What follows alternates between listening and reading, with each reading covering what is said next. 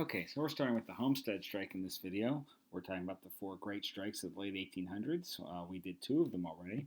And we're starting with the third one, which is the Homestead strike. Homestead is here in Pittsburgh, and if you're not familiar with where it's at, today that is the waterfront. You can still see some of the smokestacks from the old steel mill when you go down into, say, Dave and Buster's. And there's a picture of the old factory around the turn of the 20th century, so somewhere around 1900 is when that picture is from. Andrew Carnegie was actually in Europe. He had a partner. You may have heard his name. His partner was Henry Clay Frick, as in Frick Hospital or Frick Park up in Mount Pleasant. While Carnegie is in Europe, Frick decided to cut wages. Right? And that's Mr. Frick there. June 30th, 1892, in response to the wage cut, the union called for a strike. Frick brought in Pinkertons, and that is their advertisement. They are a detective agency today, but in that time period, they were more of a hired police force, and the railroads used them quite a bit. Frick brings them in to break the strike. The Pinkertons basically got on two barges on the Monongahela River, came down to the Homestead Works, and started to shoot at the strikers.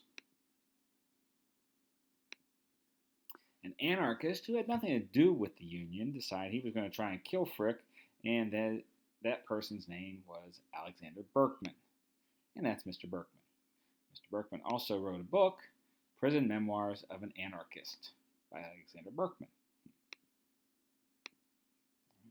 However, even though Frick was not killed and Berkman was not part of the Union was blamed, and public pressure forced them to end the strike and accept the wage cut.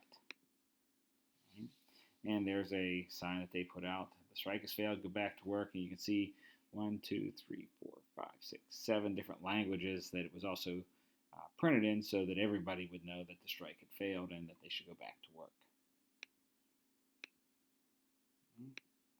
The last of the great strikes was the Pullman strike. And you can see the cartoon there. Low wages, high rent. And that's Mr. Pullman squeezing his workers. Pullman cut wages and laid off workers. However, most of his workers lived in the company town. That's a town owned by the company where they charge rent. They run the general store. So even though you're being paid by the company, you're paying the company for food and for rent. Right?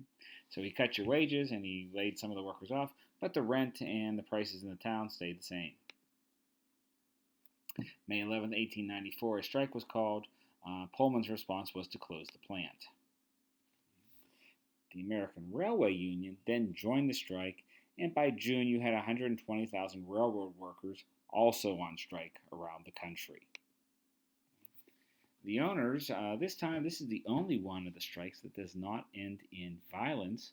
The owners went to court. They sued under the Sherman Antitrust Act. They said that the union was violating the act because it interfered with the transit of the mail, and that was forming a trust. The owners won, and the courts ordered the strike to end.